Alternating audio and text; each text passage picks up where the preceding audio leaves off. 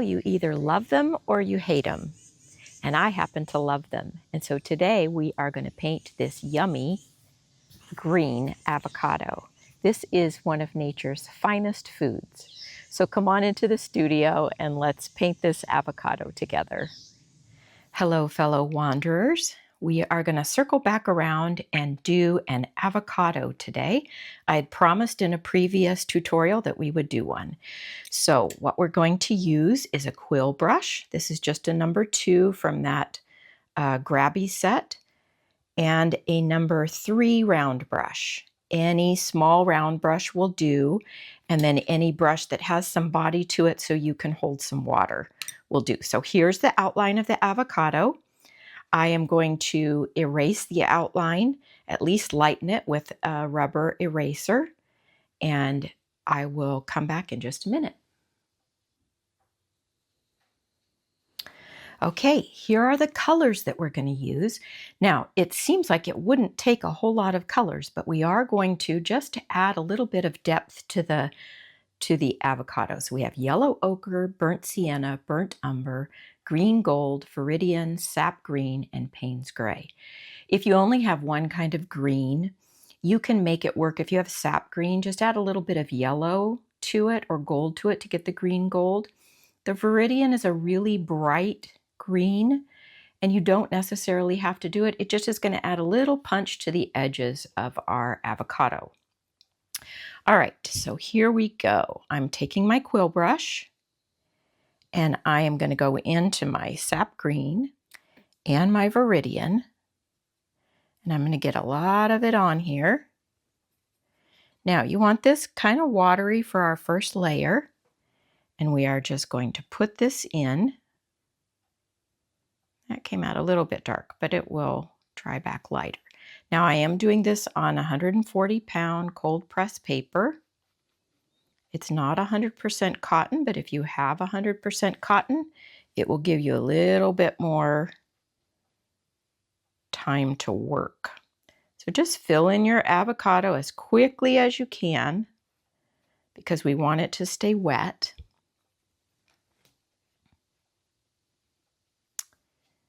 And we go all the way around. I don't know about you, but I love avocados, and I find any excuse that I can to put them into whatever I'm eating. And I have some grandkids who love avocados as well. My first granddaughter, Lainey, loves avocados, probably as much as I do. And then my first grandson, Will, loves the guacamole that I make with avocados. All right, for this one, you want to take now a little bit of your yellow ochre, and you're going to just drop it into some spaces just to add a little bit of color, just like this. Let it drop in and dissipate.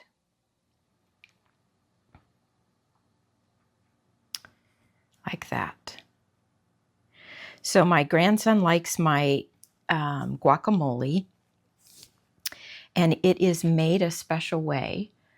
It is made with grapes, red seedless grapes in the guacamole, and he's crazy about it, and so am I. So whenever he comes for a visit or I go there, we like to have some guacamole together. So this is a shout out to Lainey and to Will. All right, I'm adding viridian and sap green together. And while this is wet, I'm just going to come in here on the edges and just let it kind of bleed in. Sap green and viridian. Now this got a little bit dry up here, but we can fix that. And just keep going in with the mix of sap green and viridian all the way around the edge. Hopefully your avocado's still wet, and if not, you can lay it down and then come back in with a little bit of wet on your brush to get it to move.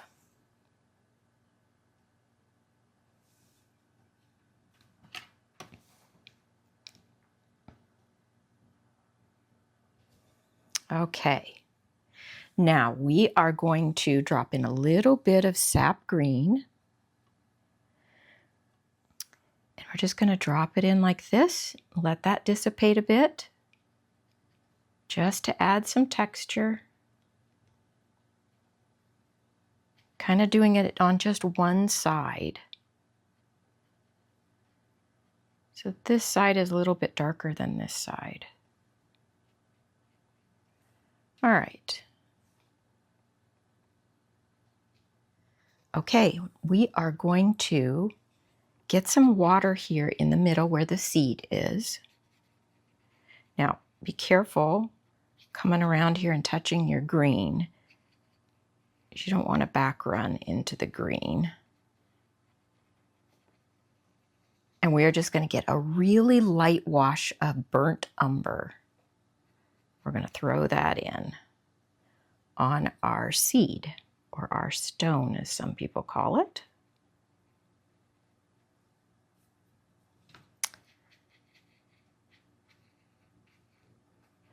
I remember visiting someone years ago out in California, and she had an avocado tree in her backyard that was full of avocados.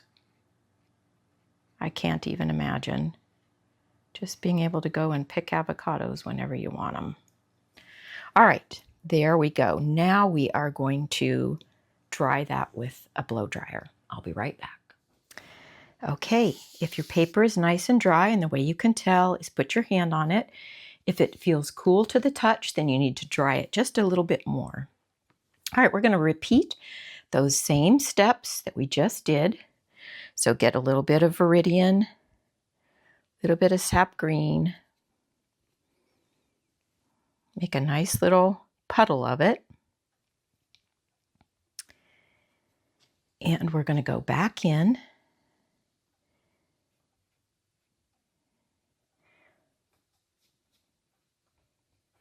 Make sure that your brush is wet enough so that your paper stays wet, so we can drop in some more of that yellow ochre when the time comes. So you have to work kind of quickly when you're dropping in colors, especially if your paper is not 100% cotton. And I'm just working on a sketch pad today, which is not 100% cotton. Ooh. Okay.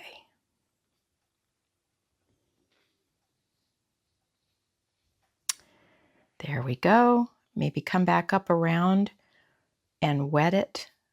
Just use your wet brush so that you can drop in quickly your yellow ochre.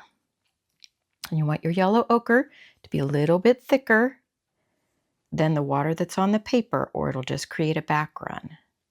So you want a lot of pigment on there. Drop in the yellow ochre, just like that. Oh, so last time we did the burnt umber, we're going to do burnt sienna, which is a little bit of a reddish color. Make sure you get enough here. Get a nice little puddle of it. And we're going to come in, but we're going to leave a highlight this time. So come around. In fact, what you probably should do is just mark out where your highlight's going to be. And so we're going to do it here. Just have it kind of come up like that. And then just paint around that, but not inside of it.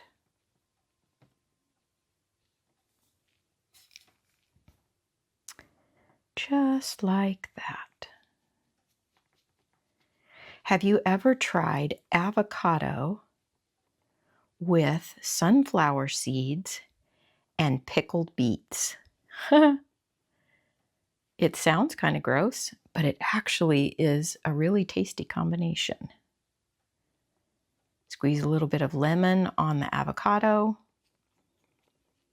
And the pickled beets and the salt of the sunflower seeds is just a nice little pick-me-up snack.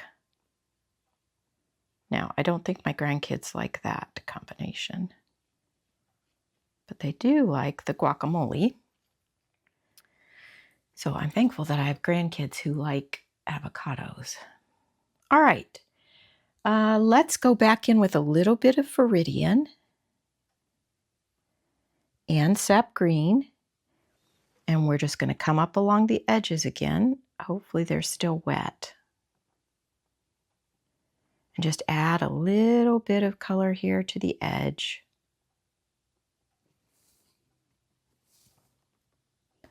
All the way around. All right. There we go. Okay, we need to let this dry. So I'm going to blow dry it and I'll be right back. All right, that's nice and dry. So we are going to get some more burnt sienna. That's the reddish one. And we're going to put it in. Now you want to leave some of the lighter colors showing. So don't cover the whole seed with this. So I'm just going to kind of bring it around like this and over here. And that adds some idea of depth to our seed. Maybe add some in here. Like that. Okay. Maybe a little bit up here. There we go. All right, then we're going to get some burnt umber. That's the darker brown. And we are just going to go along the edge here. Now, not necessarily all the way around. Just come around like this and up a little bit and over like this a little bit. That just darkens that edge up. And then if you have Payne's Gray and you want to darken that a little bit more, just add a little bit of Payne's Gray to your burnt umber. And remember, don't come in with your brush soaking wet. Touch the tip, get that bead of water off, and then you can darken up that brown, that burnt umber, if you wanted even a little bit more of a pop, like that. And I might even take, let's see, I don't want to ruin it, but I'm going to add a little bit of that burnt umber. I'm going to add it to my burnt sienna. And I am just going to brush in a bit of the darker here. Just adds a little bit more texture to our seed. All right, and the last thing for this wonderful avocado is get your little brush. I have a number 3 round here. Get it wet and go along the edge.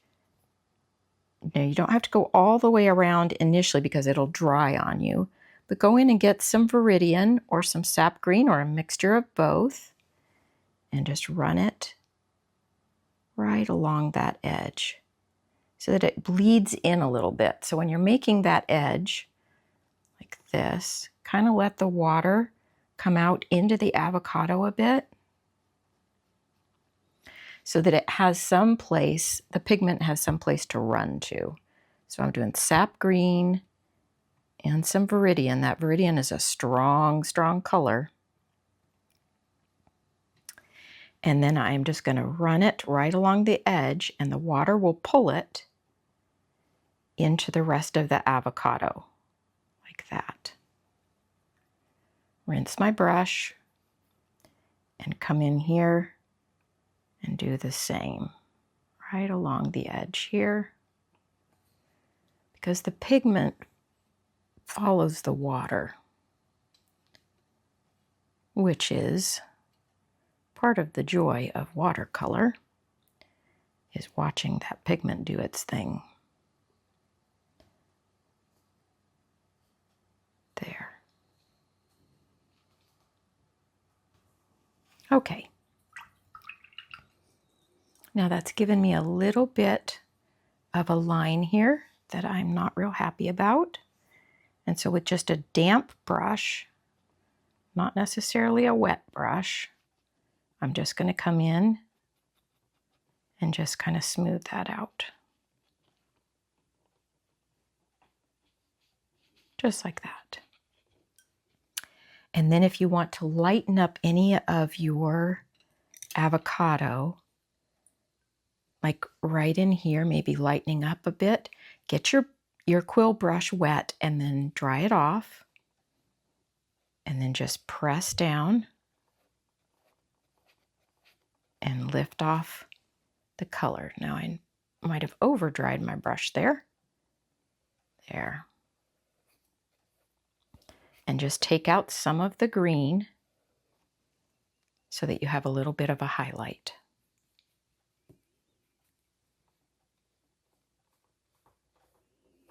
And there is our nice, tasty, very good for you